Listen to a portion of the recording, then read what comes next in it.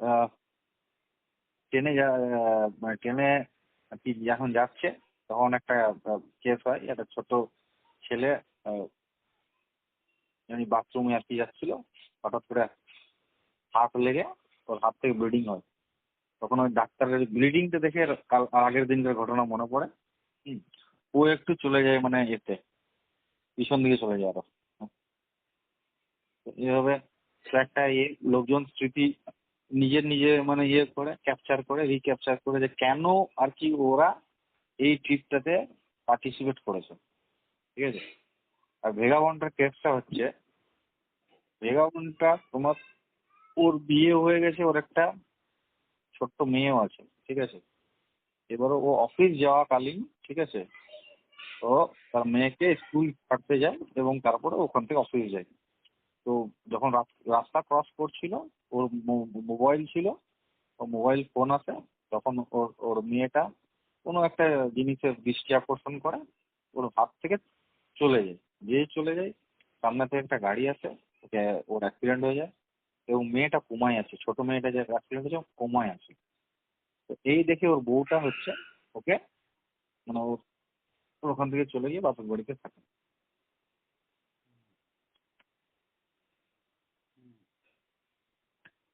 বুঝলে ব্যাপারটা? বুঝলাম। হ্যালো। হ্যাঁ হ্যাঁ বুঝলাম। তো এই হলো কেস।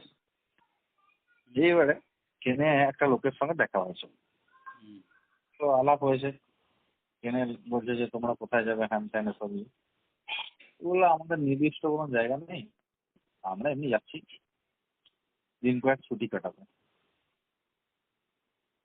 বলছি ছুটি যখন কাটাতে যাচ্ছ তখন গ্যাংটকের কাছে আমার একটা বাংলো আছে।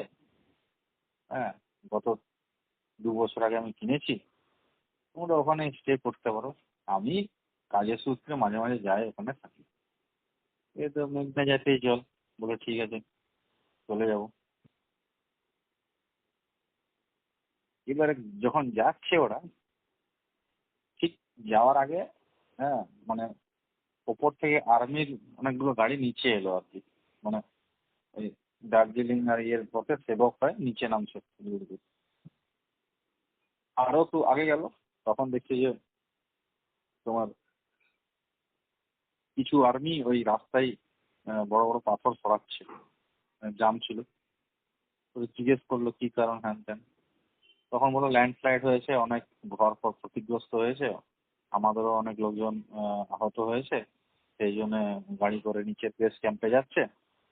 আবার বলছে যে এখন আমরা মাত্র 2-3 জনই আছি, এখন উদ্ধার কার্যে লেগে পড়েছি, আমাদের সঙ্গে তো আর সেরকম কিছু ব্যবস্থাও নেই।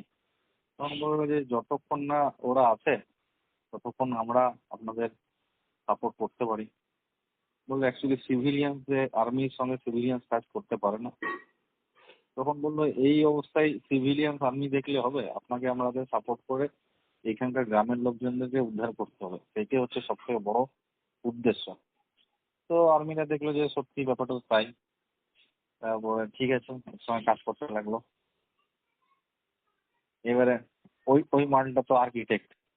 ঠিক আছে। ও হুম, ওখানকার ও ওখানকার যে আহ, যে ঘর বাড়িগুলো ছিল সেগুলো তোমার পুনরায় আর কি মাথা লাগিয়ে, ঠিক আছে, রেনোভেশনে কাজ করলো, মানে গ্রামটাকে আবার নতুন করে তৈরি করলো। হুম। এইবারে একদিন হঠাৎ ঝমঝম করে বৃষ্টি পড়ছে, সেম কেস। ঠিক আছে। হ্যাঁ, আগের বারে একটা ছেলে ছিল, এবারে 7-8 বছর একটা মেয়ে, অমনি মাথায় প্রচন্ড ব্লিডিং হচ্ছে। আর মোটামুটি নিচ নিচ অব্দি, মানে যে হসপিটালটা আছে সেটা প্রচুর দূর, যাওয়া যাবে না। হ্যাঁ, মানে তো এবারে এই মেগাবন ছেলেটা বলছে হবে তুই তো ডাক্তার, তুই ওকে দেখ, তুই তো বিরাট বড় ডাক্তার। তো এইবারে ও ঘটনাটা বললো যে ও কেন ট্রিপে এসেছে। বললো আরে এইসব জিনিস তো হতেই থাকবে, তুই তো তোর হাতে পড়ে আছে, তুই চেষ্টা করতে পারিস। হ্যাঁ, বাঁচা মরো তোর চেষ্টা কর, দেখ, এত বড় ডাক্তার একটা জিনিসের জন্য অন্য জিনিসগুলো এ কেচিয়ে দিলে হবে। কেন কি আর্মির যে লেডি ডাক্তারটা ছিল, সেই লেডি ডাক্তার ওই জিনিসটা করতে পারছে না। হুম এবারে ওরা দুজনে মিলে ওই অপারেশন করলো এবং অপারেশন সাকসেসফুল, মেয়েটা বেঁচে গেল। এইবারে ওই ল্যান্ডস্লাইডের আগে অনেক নিউজ পেপার চ্যানেল এসেছিল যে কি কি হয়েছে না হয়েছে। ল্যান্ডস্লাইড এবার যখন দেখছে শুনছে যে এখানে এখানে এখানে এইসবগুলো হয়েছে, হুম, হুম, পুরোপুরি চেঞ্জ হয়েছে, হ্যাঁ, তো কারা কারা কিভাবে চেঞ্জ করেছে, তখন ওদের নাম চলে আসছে পেপারে, বুঝলি তো। পেপারে নাম চলে আসছে, তখন এদের অফিস থেকে এদের কল করছে, হ্যাঁ, এদের অফিস থেকে এদের কল করছে যে ডাক্তারটা থেকে গেল, আর্কিটেক্ট যে আছে সে, আর তোমার ভেগাবনটা চলে গেল। এবং ওই সময় যখন ও রাস্তা দিয়ে আসছিল, তখন ওর মেয়ে তোমার কুমায়তে ছিল, তো কুমাতে তো তো হুম ওর মেয়েটা জাস্ট রেসপন্স করতে লাগলো, এই মানে এই জাস্ট ঘটনাটার পরে। হুম এবং ওর অফিস থেকেও ওকে কল করলো যে তোমরা চলে এসো, আমাদের তরফ থেকে একটা গাফিলতি হয়ে গেছে।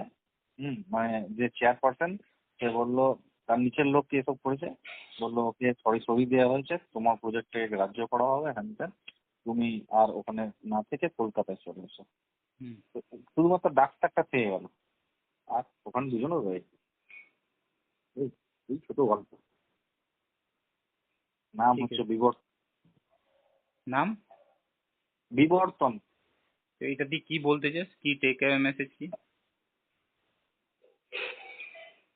এটার মাধ্যমে বলতে চাইছি যে মানুষের জীবনে অনেক অনেক সময় কিছু কিছু জিনিসগুলো মানে লোকজন অ্যাকসেপ্ট করতে চায় না, কিন্তু সামহাও তাকে অ্যাকসেপ্ট করতেই হবে, কেন কি ওটা চিরন্তন সত্য।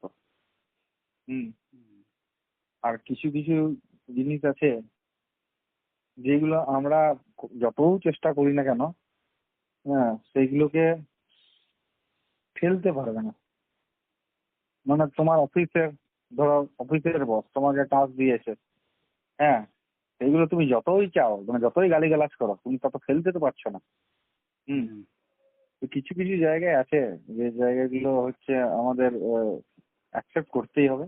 আর কিছু কিছু জায়গাগুলো আছে তোমাকে দুদিকই সমান ভাবে মানে ডিস্ট্রিবিউট করে চলতে হবে, সেই জিনিসগুলোই বলতে চাইছি। ঠিক আছে। বুঝলি তো। যেমন ওই ওই কেসটা যে ছোট মেয়েটাকে রাস্তা পারাপার করছিল, হঠাৎ অফিসের ফোন চলে এলো বলে ওকে ছেড়ে দিল, মানে ওর হাতটা ছেড়ে গেল। হুম। কিন্তু রেসপন্সিবিলিটি দুটোই, হুম রেসপন্সিবিলিটি দুটোই ছিল। হুম জাস্ট একটা একটা মানে গাফিলতির জন্য ওই অ্যাক্সিডেন্টটা হলো। হুম সেকেন্ড হচ্ছে আমাদের যে সিস্টেম যেটা, ঠিক আছে, এই যে তোমার কিলো মাথায় তেল দেওয়া ব্যাপারটা, ঠিক আছে, তাতে কোনো কোনো কোনো আর কি লোকজন যে তোমার কিছুই জানে না, সে যদি বসকে একটু তেল দিয়ে দেয় বা স্ট্রেস দেওয়া শুরু করে, দারুণ খাইয়ে স্টার্ট করে দেয়, হ্যাঁ, তারপরে এইসব, হ্যাঁ, সাপ্লাই ফাপ্লাই দিয়ে হ্যান ত্যান এসব করে মানিয়ে রাখে, সেই সিস্টেমটা থেকে আমাদেরকে বেরিয়ে আসতে হবে। ব্যাপারটা ওটা একটা একটা অবধি, একটা জায়গা থেকে উপরে উঠতে পারা যায় না, তারপরে তো নিশ্চয়ই যার মধ্যে কিছু আছে সেই এগোবে। এই জিনিসটাকে তো বুঝতে হবে। ঠিক আছে। চ ঠিক আছে, চ রাখছি, আমি বুঝে গেছি আর কি। হুম, ঠিক আছে।